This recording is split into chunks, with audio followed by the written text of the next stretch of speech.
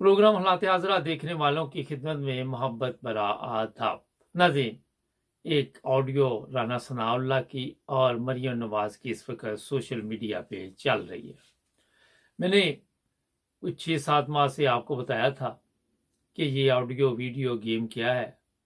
आज आपको पता चल जाएगा कि पाकिस्तान का जो सिस्टम है ऑडियो वीडियो के साथ चल रहा है। और एक तस्वीर दिखाएंगे, सोशल मीडिया पे चल रही है।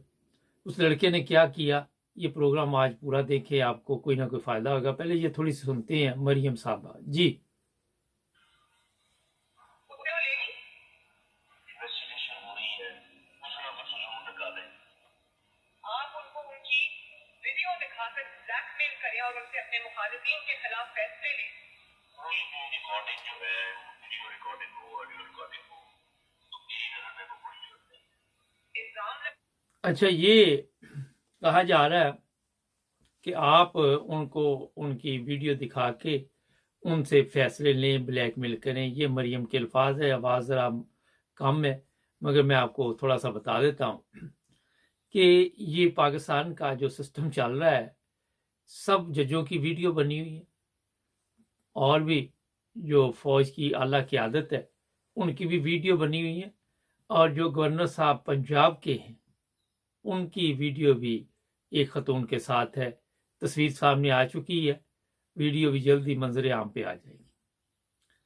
ये वीडियो मरियम नवाज जिस तरह बोल रही है कि उनकी वीडियो दिखाएं, तो ज़ाहिर है उनके पास वीडियो भी इन्होंने तैयार की होगी। मैंने जब ये पाकिस्तान में गवर्नमेंट तब्दील हुई उसके बाद बातचीत चलती रही, तो मैं 12 दफ़ा कहता रहा हूँ कि इन सब की वीडियो इनके पास है। ये पहले औरतें सप्लाई करते, वहाँ पे जाके फिर कैमरे पहले बेडों में सेट होते हैं और फिर उनकी वीडियो बनाई जाती है, जजों की भी। आपके चीफ जस्टिस साहब भी इसमें शामिल होंगे, आप थोड़े दिन ठहर दे, उनका भी आ जाएगा, क्योंकि जिस तरह ये ऑडियो में कहा जा रहा है कि उनकी वीडियो दिखा के ब्लैकमेल करें। अब ये मरियम साहबा ये कर रही है, और जो लोग मरियम की हिमायत कर रहे हैं उनको भी सोचना चाहिए कि हमारा मुल्क जो है वो क्यों नुकसान में जा रहा है, क्या वजह है। और आपके इल्म में है कि जनरल बाजवा की वीडियो भी इनके पास थी, जो ब्लैकमेल किया गया, उससे ये काम लिया गया और पैसे भी दिए गए, साथ काम भी लिया गया। जिस तरह ये कहते कि वो करता गया। 25 मई को भी यही हुआ। अब मैं इससे पहले कि ये वीडियो ऑडियो की जो गेम चल रही है इस पर और भी बातचीत करें, मैं बताता हूँ कि अब हो क्या रहा पाकिस्तान में, ये भी थोड़ा सा पता चले। इस दहशत गर्दी में इजाफा हुआ, आज इमरान खान ने भी ये बात कही। जो यूरोपीय ममालिक अमेरिका, कनाडा, उन्होंने अपने शहरियों को कहा जनाब पाकिस्तान का सफ़र करने से पहले एहतियात करें। सफारत खानों को भी हिदायत की गई। दूसरी तरफ हमारे प्रोग्रामों में भी आज आप सुन रहे हैं, लतीफ़ खोसा ने भी कहा कि एटमी सासे बेचे जा रहे हैं, ये बेच दिए गए हैं। ये जो कुछ हो रहा है, आप क्या समझते हैं कि ये पाकिस्तान के लिए बेहतर हो रहा है? पाकिस्तान के लिए बहुत बड़ा नुकसानदेह है। जब आप गैर मुल्की लोगों को वहाँ जाने से मना करेंगे और कहेंगे एहतियात करें, पाकिस्तान महफूज मुल्क नहीं रहा। इस्लामाबाद जैसे शहर में जब वहाँ पे धमाके शुरू हो जाते दहशत गर्दी के, तो फिर आप दूसरे शहरों का क्या कह सकते हैं, किसी शहर में कुछ भी हो सकता है। ये क्यों हुआ, इसमें इंक्वायरी की जाए तो उसमें भी आपको पता चल जाएगा कि कौन लोग पीछे हैं। मगर जो इंक्वायरी करेंगे वो ईमानदारी के साथ इंक्वायरी नहीं कर सकते। उनके बयानात आ जाते हैं, जी हम दुश्मन को शिकस्त देंगे हर मुकाम पे, हम दुश्मन का मुकाबला करेंगे, हम ये करेंगे, हम वो करेंगे। दुश्मन घर में आके दहशत गर्दी के जो काम अंजाम दे रहा है उस पर बजाय इसके कि शर्मिंदगी का हो कि हमारा जनाब हमारी एजेंसियां कमज़ोर हैं, हमारे हालात अब ये नहीं रहे कि हम अपना दफा कर सके, बढ़ के सिर्फ चल रही है। आए दिन इस तरह के वाक़यात हो रहे। इस पर साबिक़ वज़ीर आज़म इमरान खान ने भी तफ्तीश का इज़हार किया है, और ये भी आपको पता चल जाएगा कि पाकिस्तान को दिवालिया करने के लिए हर वो हरबा इस्तेमाल किया जा रहा है जो दुश्मन कर सकता है। उसके अंदर दहशतगर्दी फैलाई जा रही है, बाहर से इमदाद नहीं दी जाएगी, फिर आपको खुद पता चल जाएगा कि हमारा मुल्क किधर गया। ये मैंने इसलिए आपको चंद चीज़ें बताई हैं कि जो समझदार लोग हैं उनको समझ आ चुकी है पाकिस्तान के मतलब कि दुश्मन घर में भी मौजूद है, दुश्मन बाहर भी मौजूद है। बाहर वाला दुश्मन जो है वो तो खतरनाक है ही, ये सबको पता है, मगर जो घर में सांप पाल लिया हमने वो सबसे ज़्यादा खतरनाक है। वो पाकिस्तान का नुकसान पर नुकसान कर रहे हैं। फैसले ऑडियो वीडियो के ज़रिए होते हैं, जो मर्जी गलत फैसला करवा लो, इंसाफ ख़त्म हो चुका है। हर तरफ बेचैनी की कैफियत, परेशानी, महंगाई आपके इल्म में है। जिनको पहले 65 रुपये किलो महंगा लग रहा था आटा, अब उनको पता नहीं 130 रुपये 150 रुपये में मिल रहा है। कौम के दिमाग जो है वो बदलते जा रहे हैं, उनको खुद समझ नहीं आती, माउफ हो चुकी है कौम कि हम क्या करें, किस तरफ जाएं। जो कुछ पाकिस्तान में हो रहा है उस पर पूरी दुनिया में जिस तरह पाकिस्तान की बदनामी हो रही है, या तो बदनामी का कोई तरीका आप बता दें कि जिसमें हमारे कोई बेहतरी आई हो, मांगने के लिए हम जाते हैं, फ़कीर समझा जाता है, कर्जा हमें कोई नहीं देता, उनको पता है इनसे पहला नहीं मिलना। दहशतगर्दी मुल्क के अंदर शुरू हो रही है, इदारे फेल हो चुके हैं, और तमाम इदारे कह रहे हैं हम बड़े ठीक जा रहे हैं, हम ज़बरदस्त तरीके के साथ पाकिस्तान की खिदमत कर रहे। एक इदारा भी नहीं कहेगा आपको कि हम खिदमत नहीं कर रहे। कहाँ कर रहे, पता नहीं कहाँ कर रहे, अपनी मेरा फैमिली वगैरह की कर रहे हैं, खजाने से पैसे लूट मार हो रहे। कोई कह रहा 3 दिन का खजाना रह गया कोई कह रहा है 4 दिन का रह गया। ये सारी चीज़ें आपको सोचना होगी कि पाकिस्तान किधर जा रहा है।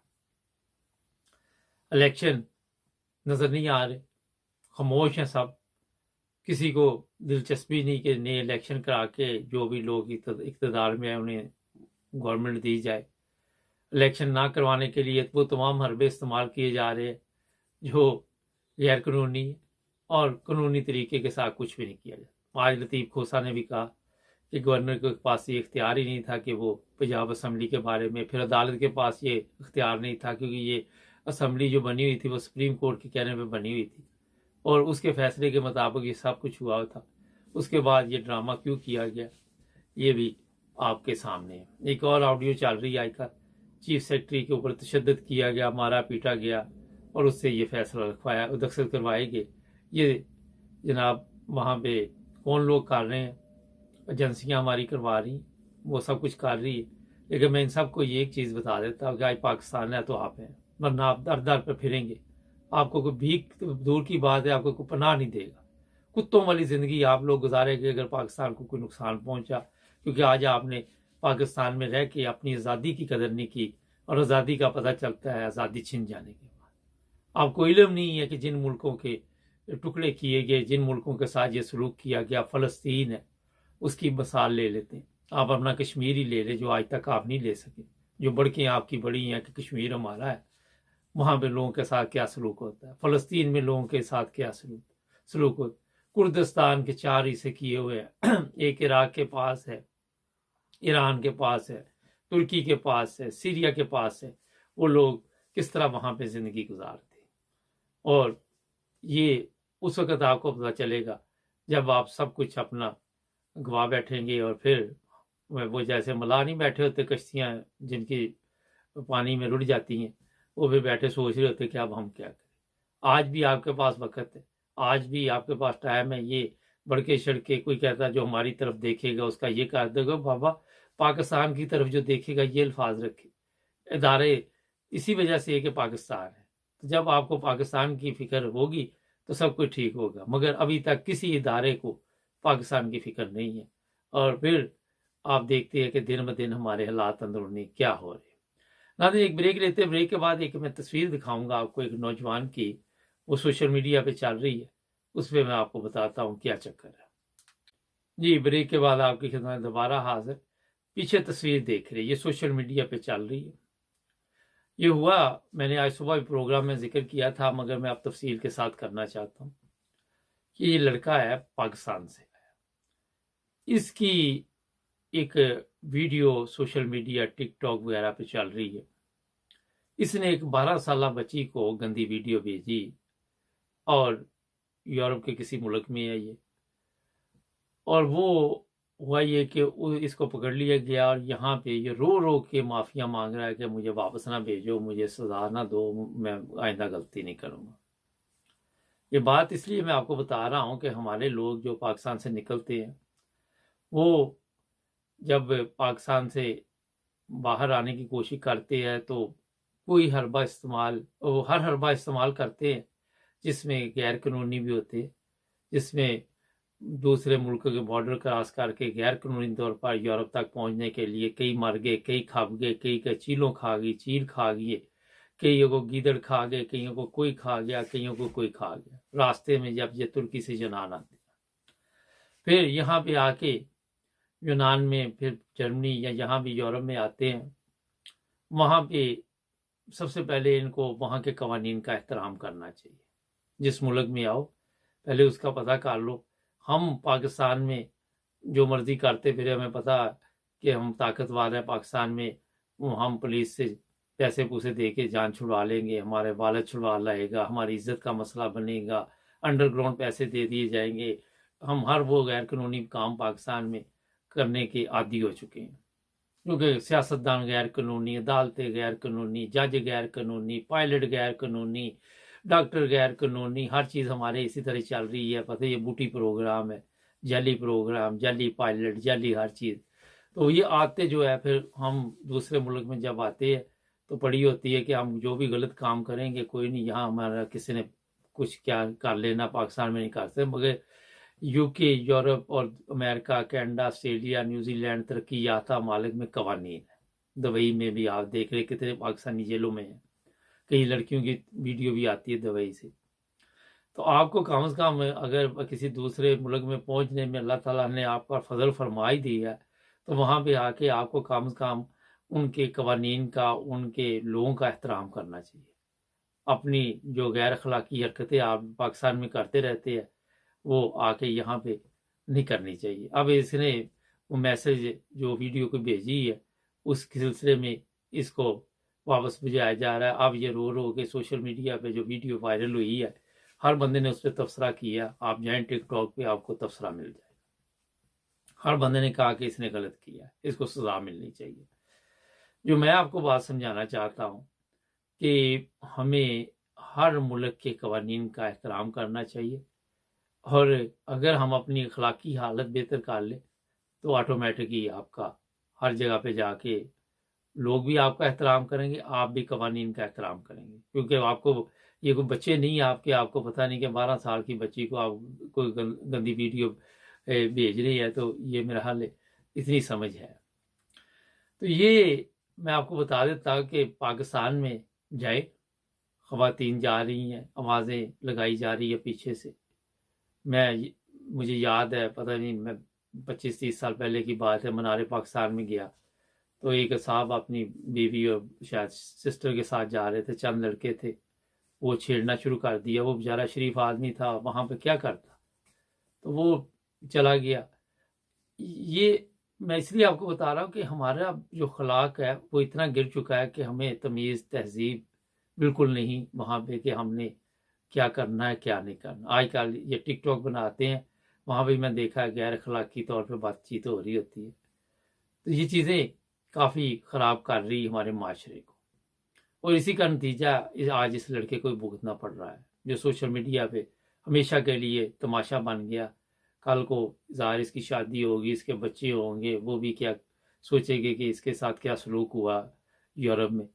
तो आप खुद अंदाज़ा लगाएं कि अब इसका मुस्तकबिल क्या होगा जब ये पाकिस्तान वापस भी चला जाएगा। वहाँ हमारे लोग नहीं जीने देंगे, और वो जीने वो नहीं देंगे जो इन कामों में बढ़ चढ़ के हिस्सा लेते।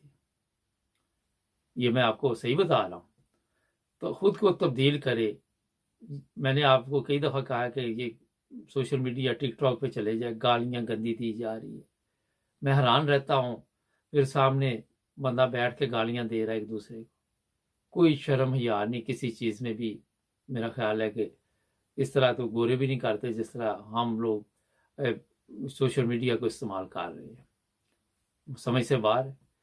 खैर, ये मैंने इसलिए आपको सब कुछ बताया ताकि नसीहत के तौर पे सबके काम ये बातचीत आ सके। प्रोग्राम देखेंगे आज मुबारक के साथ।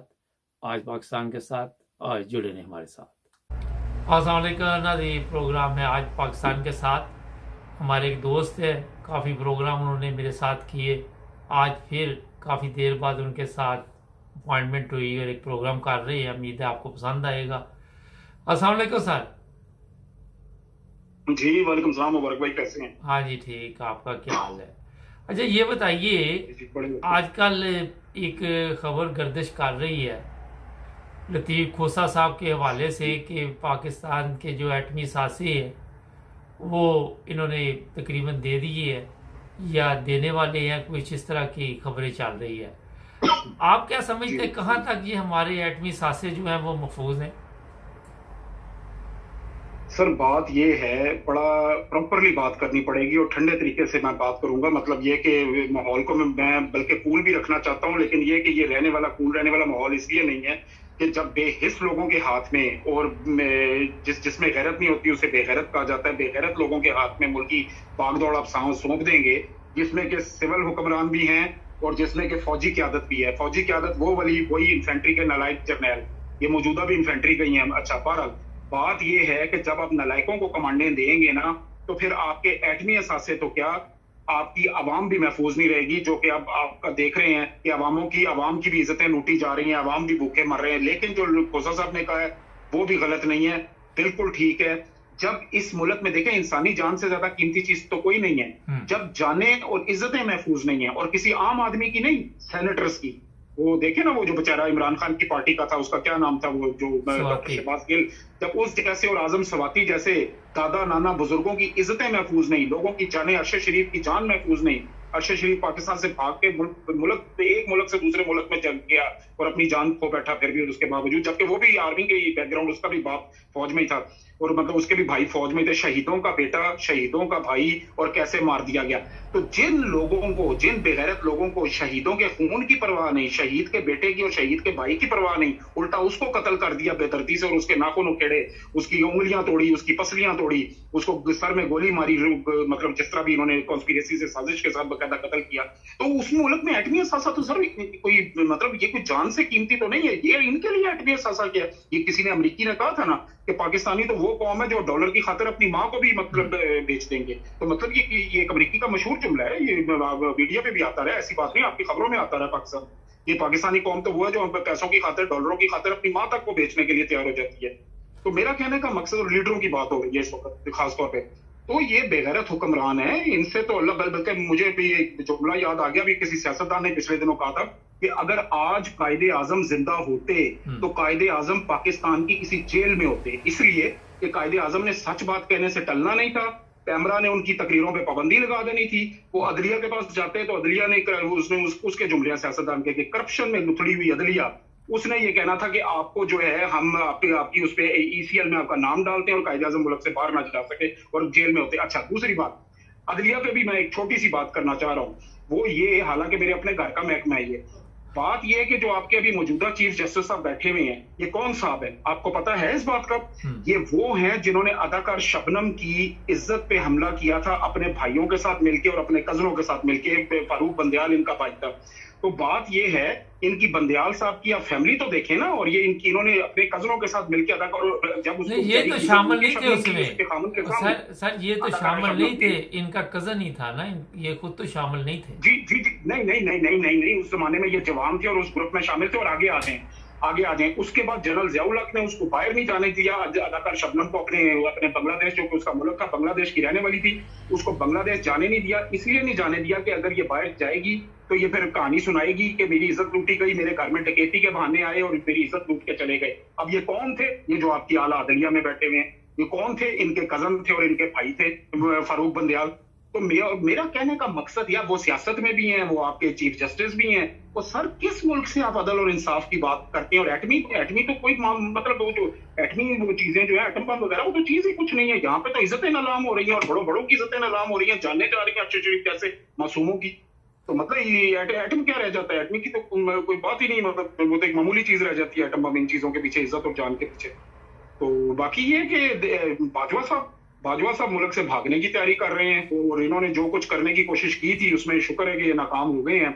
जहां 6 जर्नैलों को प्रमोशन देनी थी, वहां इन्होंने 16 जर्नैलों को प्रमोट किया।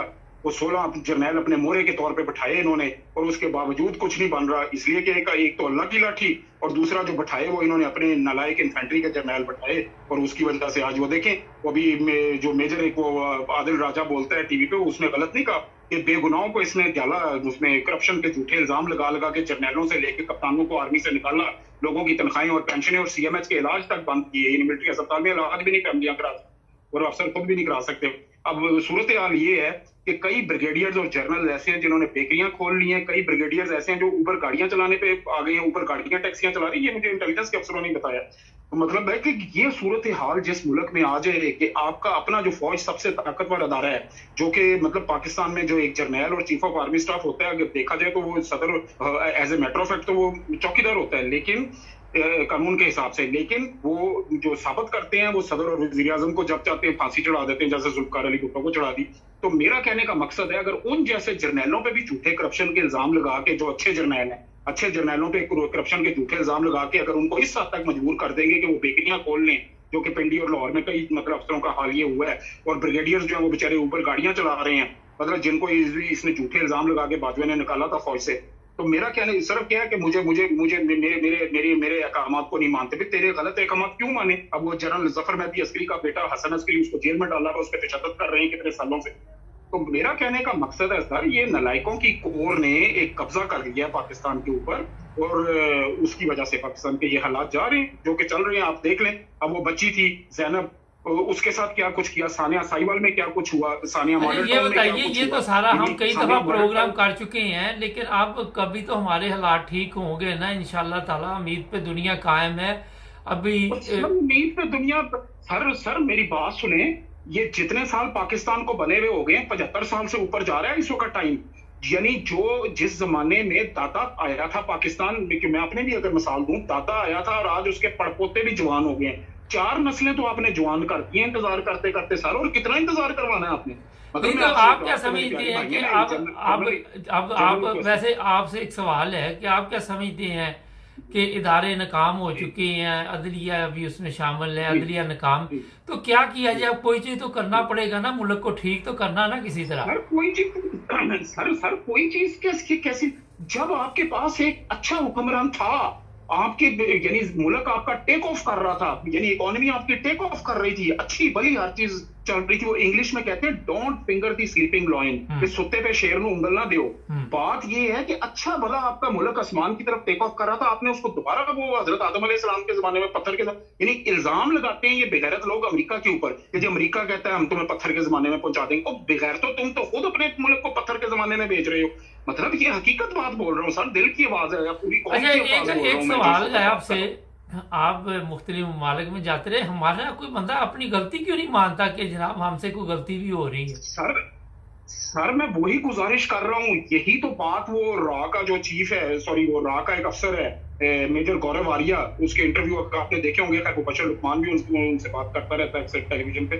बात ये है कि उसने कहा था ना, मेजर गौरव आर्या ने, कहता है यार मेरी बात सुनो, ये आज तो तुम हमारे पे इल्जाम लगाते हो, कोई कौवा भी आ जाता है, मतलब है कि पाकिस्तान में तो तुम कहते हो रॉ ने भेजा, तुम ये बताओ 1400 साल पहले जो तुम्हारे रसूल के नवासे को मारा था, वो हिंदुओं ने मारा था या ईसाइयों ने मारा था या क्रिश्चियन ने मारा था? वो तो तुम खुद ही थे। तो मेरा कहने का मकसद है, वो एक दूसरे पे इल्जाम लगाते हैं फिरकों वाले, तो मेरा कहने का मकसद है हर इल्जाम दूसरे पे थोप देते हैं, करना इनका खुद। और दूसरा ये इस्लाम ये कहता है कि मोटरवे पे मुसलमान बहन की इज्जत लूटो, और बाजुआ आगे से बकवास करता है। इस्लाम का तो इसमें वैसे हम ले आते हैं, एक वैसे ही अखलाकी तौर पे ये चीजें जेब नहीं देती।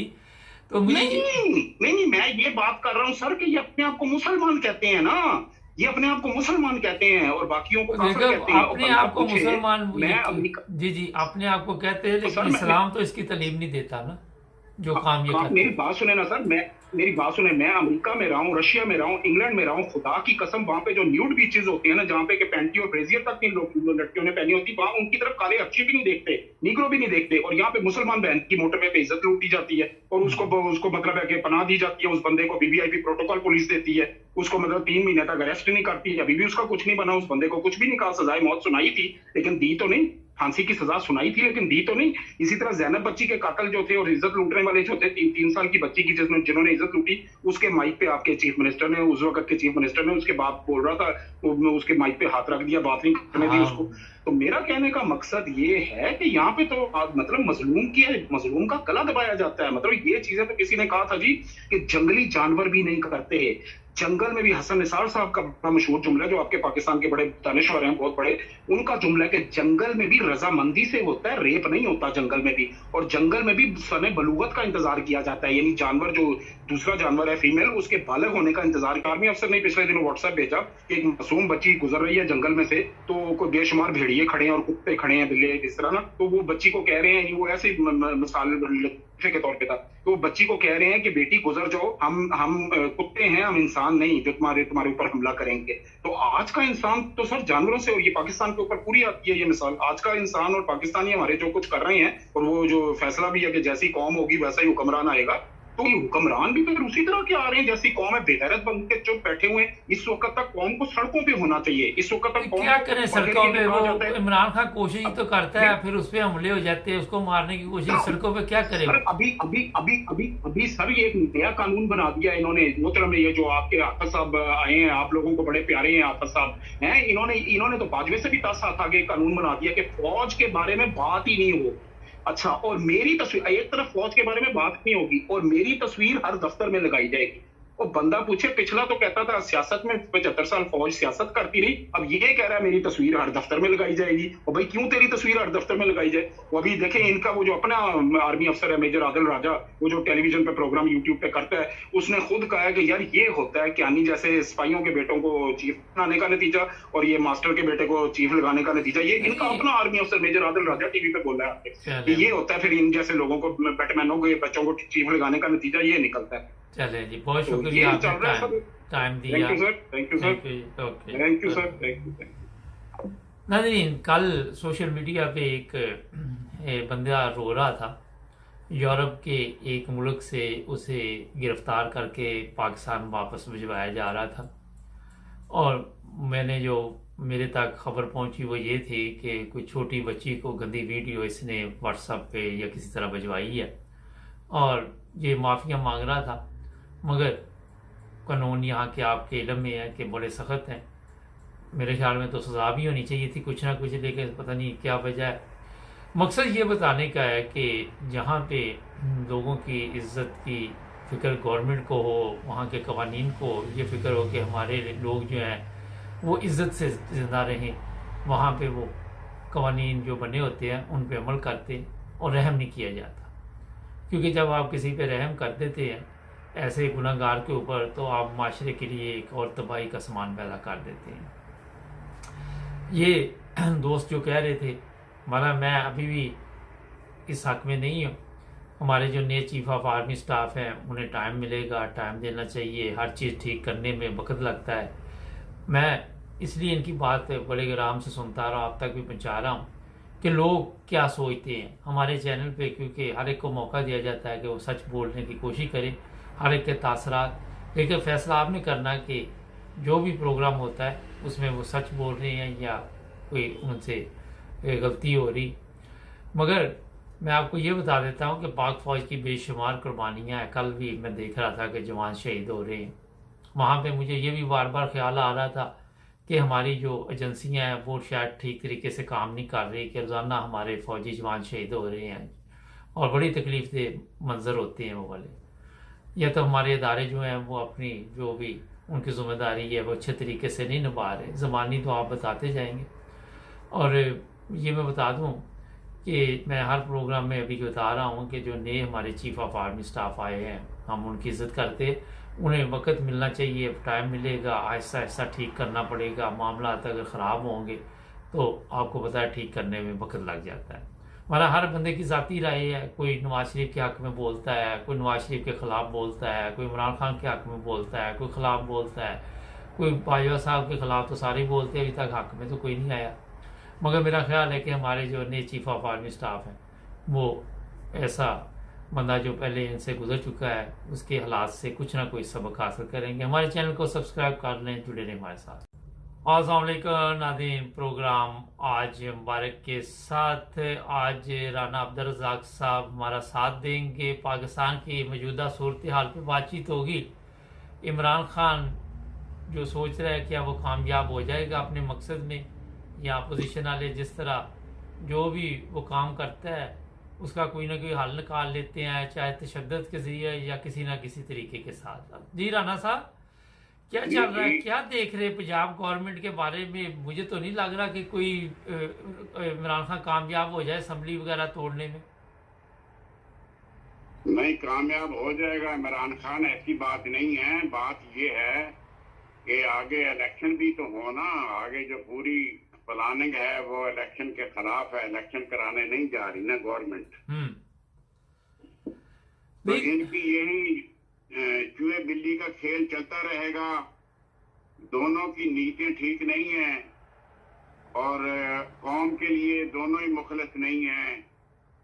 अगर एक होता है तो दूसरा गड़बड़ कर जाता है। मसला ये है, ये कौम है ही नहीं है। हमारे मुल्क के लोग ये ना कौम परस्त हैं ना मुहिब्बे वतन हैं। ये एक रेवड़ है जो बगैर किसी चरवाहे के चर रहा है। बस ये हालत है हमारी कौम की। राना साहब, एक सवाल है कि हमारे जो सियासतदान हैं वो उम्र के उस हिस्से में पहुंच चुके हैं कि पता उनको भी है कि हम गलत जा रहे हैं। आज दुनिया के ममालिक जो हमारे बाद आज़ाद हुए वो आगे निकल गए और हम पीछे को जा रहे हैं।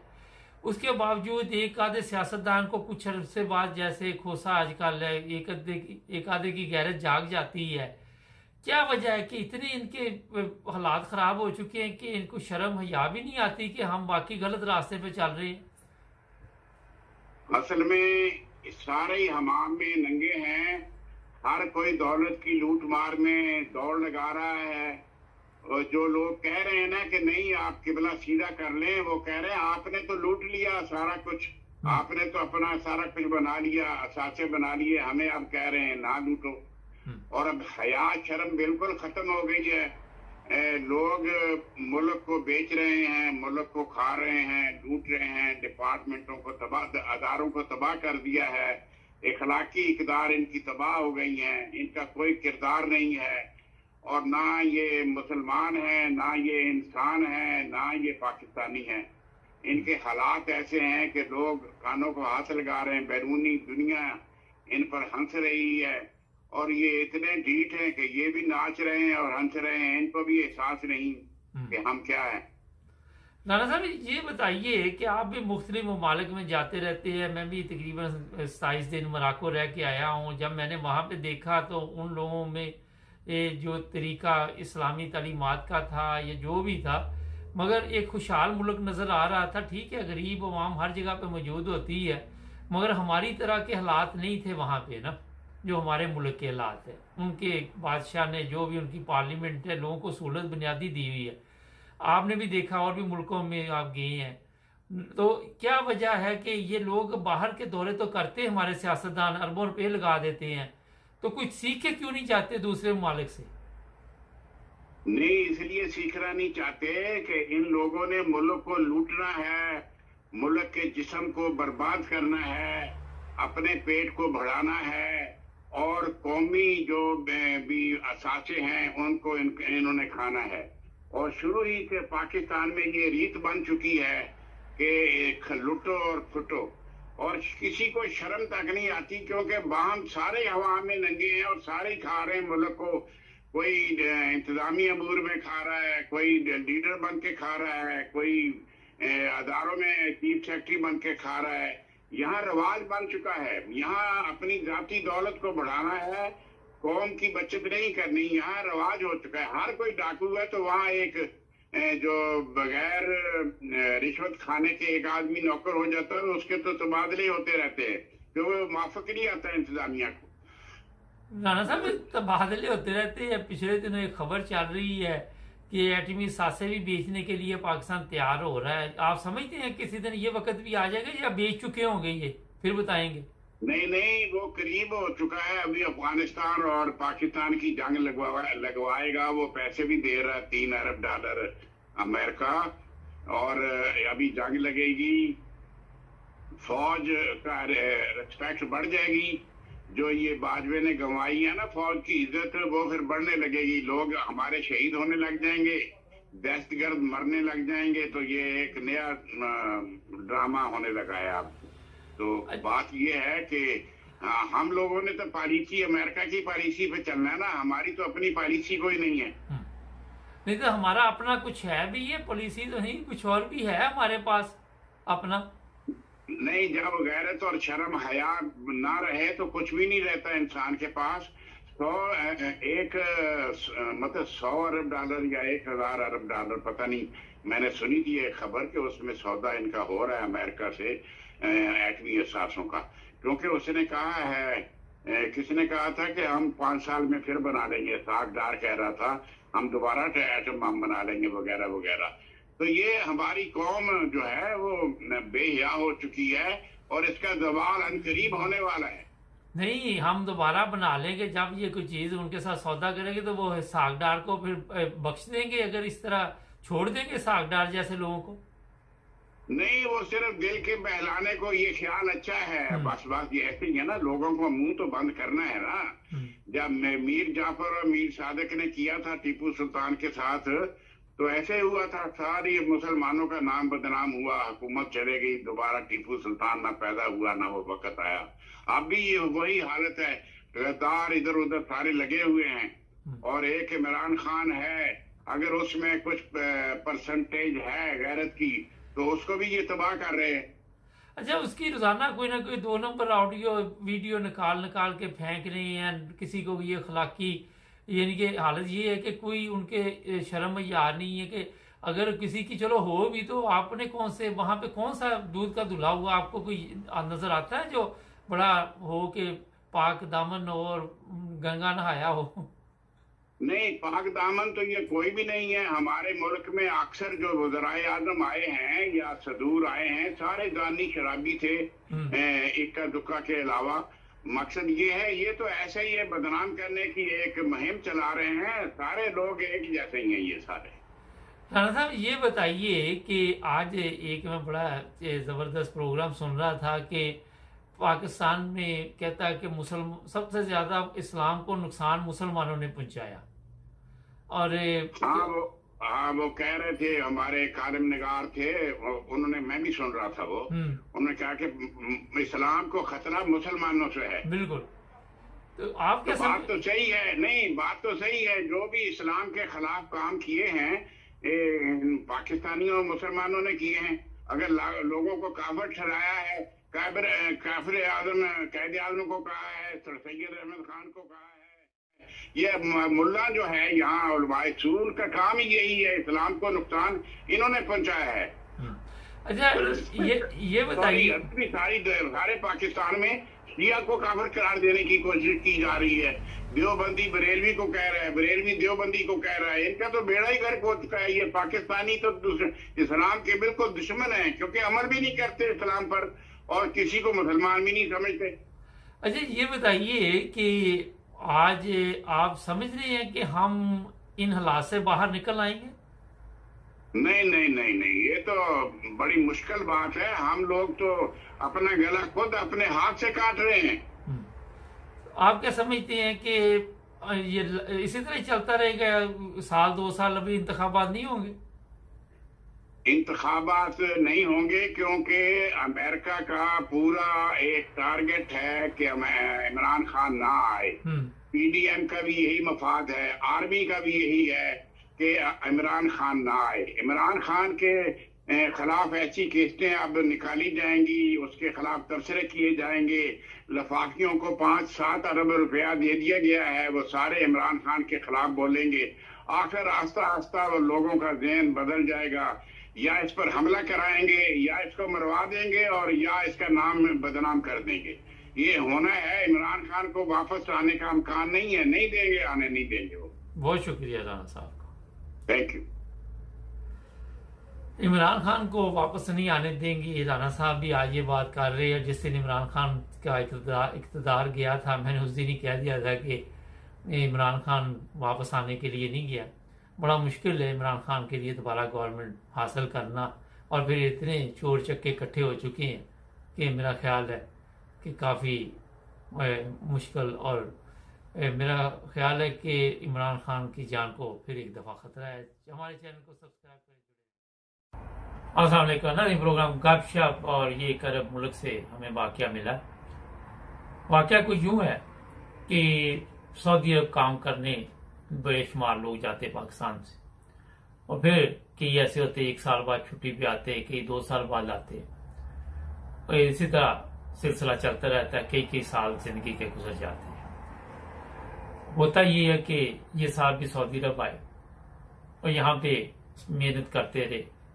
इनका कहना है कि मेरे 2 बच्चे थे, अभी छोटे थे, मगर पाकिस्तान में काम नहीं मिल रहा था, जिसकी वजह से काफ़ी मुश्किल थी और मेरी ख्वाहिश थी कि मैं कुछ अर्सा बाहर जाऊं और काम करूं और पैसे लेके आ जाऊं। मगर लालच बढ़ता गया। हर साल मैं ये सोचता रहा कि बस यही साल काम करूंगा, अपने बीवी बच्चों के पास चला जाऊंगा।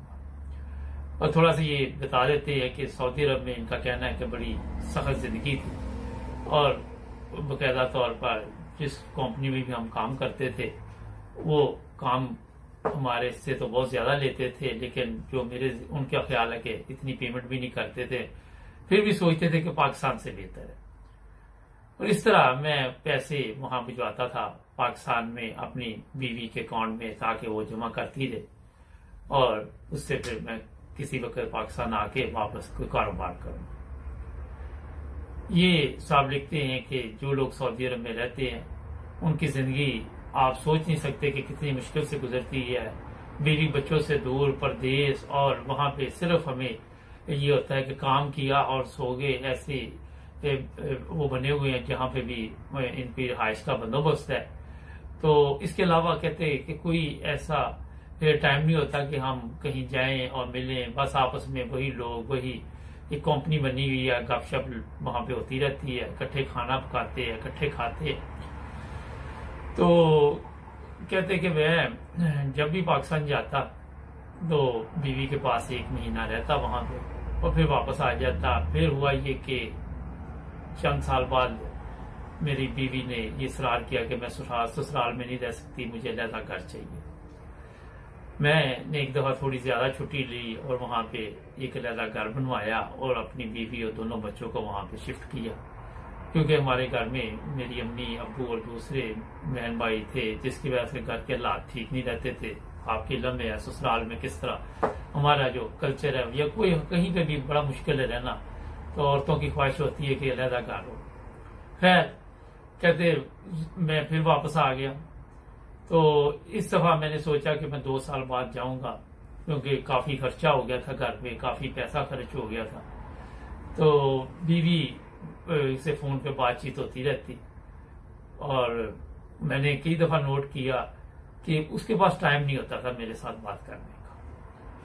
और कभी बात करते करते उसने कह देना कि मैं पता नहीं काम करने लगी हूँ, कभी कुछ। हालांकि होना तो ये चाहिए कि जब खामद का फोन आए तो कोई भी उससे जरूरी काम नहीं होता और लोग खुश होते हैं कि चलो जी बातचीत करने का टाइम मिला है।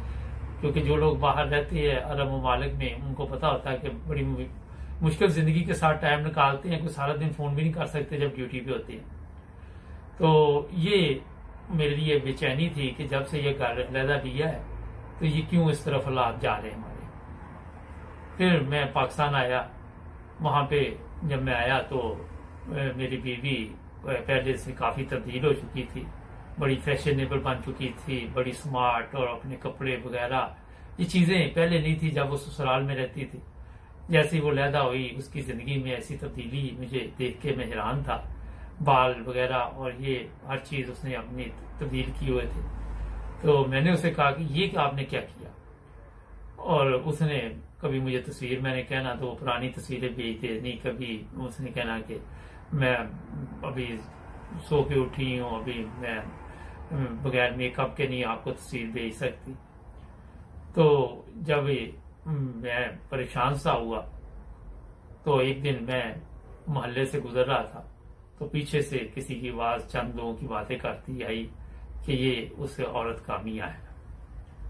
मैं बड़ा हैरान हुआ। फिर जब भी मैंने गुजरना लोगों ने मेरी तरफ देखना घूर घूर के, तो मुझे बड़ी हैरत हुई कि ये क्या मामला है। खैर कहते एक दिन मैंने हिम्मत करके लोगों से पूछा, कोई बात करने के लिए मेरे साथ तैयार ही नहीं था। ना मेरे उस मोहल्ले में कोई वाकफ थे, ना जानने वाले थे, ना कोई दोस्त थे। तो इस तरह कहते कि मैं फिर एक दिन अपनी बीवी को बताया कि मैं 3-4 दिन के लिए कराची जा रहा हूँ। तो मैं घर से निकला, तो जैसे ही मैं ट्रेन स्टेशन पहुंचा वहां पे तो कहने लगे कि ट्रेन लेट थी। 4-5 घंटे तक मैं वहां पे इंतजार करता रहा, ट्रेन लेट होती गई, मेरी समझ से बाहर था। तो मैं रात काफी लेट हो गया। मैंने सोचा बेहतर यह कि घर वापस चला जाता हूँ, फिर किसी दिन जाऊंगा, क्योंकि मैं बैठा बैठा वहां काफी थक गया था। तो इसी तरह बीवी को भी बताया कि अभी तक ट्रेन नहीं गई, तो मैं बैठा हुआ हूँ। मगर मैंने गाना नहीं कि उसको इतला इसलिए दी कि मैंने कहा वो सोगी होगी और मैं उसे डिस्टर्ब करूंगा। कहते जैसे ही मैंने आया घर आके मैंने दरवाजा खोला तो मेरे लिए ये बड़ी परेशानी की बात बनी कि वो एक मर्द की अंदर से आवाजें आ रही थी कमरे के। तो जब मैंने दरवाजा खोला तो वो दोनों गप्पे लगा रहे थे, एक मर्द के साथ मेरी बीवी गपशप लगा रही थी। मेरा तो खून खोल गया और मैंने चीखना शुरू कर दिया कि ये कौन है। तो वहीं पे एक मसला ये बन गया कि वो मेरी बीवी मेरे सामने खड़ी हो गई। वो कहने लगी कि मैं अब इसके साथ ही जिंदगी गुजारूंगी और मैं आपको छोड़ रही हूँ। जब मैंने उसे ये कहा कि ये कैसे हो सकता है, हमारे बच्चे हैं, तो उसने कहा कि आपने तो बच्चों को कभी टाइम नहीं दिया, आप तो दूसरे मुल्क में हर वक्त पैसे कमाने के चक्कर में रहे और बच्चे जो हैं वो भी आपसे काफी दूर हो चुके हैं। मैं बहुत ज़हनी तौर पर परेशान हुआ, तो मैंने फिर भी उसको समझाने की कोशिश की, बहुत मिन्नतें भी की, मगर इनका कोई लंबे अरसे से चक्कर चल रहा था आपस में। और इस तरह मैं परेशान हुआ और अपने बहन भाइयों को फोन किया रात को। तो उस औरत ने कहा यहाँ नहीं कोई आएगा इस घर में, क्योंकि ये घर मेरा है। तो मैंने उसे बताया कि आपका घर कैसे, ये तो मेरा घर है। मगर जब उसने मुझे बताया कि तो रजिस्ट्री मेरे नाम है और मैंने ये अपनी बीवी के नाम रजिस्ट्री करवा दी थी, मुझे तो इल्म भी नहीं था, मुझे तो उस पर इत्मीनान था कि वो कभी भी मेरे साथ इस तरह का धोखा नहीं करेगी। और मैंने कुछ कर्जा भी लिया था ये मकान बनाने के लिए। इस तरह काफी हालात बिगड़ गए। मोहल्ले के लोगों को भी बुलाया मैंने, चंद लोगों को, वो भी कहते ये तो बंदा बड़े अरसे से यहाँ नजर आता है इस मोहल्ले में। और अब इसका हल मोहल्ले वाले कहते कि आप मियाँ बीवी ने निकालना है। मेरी बीवी ने मुझे कहा कि आप फौरी तौर पर यहाँ से चले जाए और मैं खुला कि वो एप्लीकेशन जो है दूंगी, अगर आप तलाक दे दें तो वो बेहतर है। इस तरह मैं वहां से निकल आया और अपने वालिदैन के घर वापस आ गया और मेरे बच्चे भी मेरे से दूर हो गए। ये बड़ी दर्दनाक कहानी है उन लोगों के लिए जो इसको समझते हैं, इस तरह के वाकयात को। नाज़रीन, बाद में ये लिखते हैं कि मैंने उसको तलाक दे दी। मैं ऐसी औरत के साथ कैसे रह सकता था जो किसी दूसरे मर्द के पास जा चुकी थी, और गैरतमंद मर्द होने के नाते मेरे पास यही रास्ता था। मेरा मकान भी गया, बीवी भी गए, बच्चे भी गए, हर चीज बर्बाद हो गई। फिर मैं वापस सऊदी अरब आ गया। आज का मैं सऊदी अरब में काम करता हूँ और बहुत ज़हनी तौर पर डिस्टर्ब हूँ, परेशान हूँ कि मैंने इतने साल जो मेहनत की, मैंने क्या पाया, क्या खोया।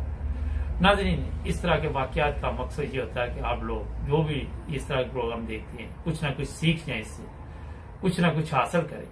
कल फिर नए प्रोग्राम में मिलेंगे। जुड़े रहे नाइमर्स टीवी इंटरनेशनल के साथ। अपना ख्याल रखें। अल्लाह हाफ़िज़।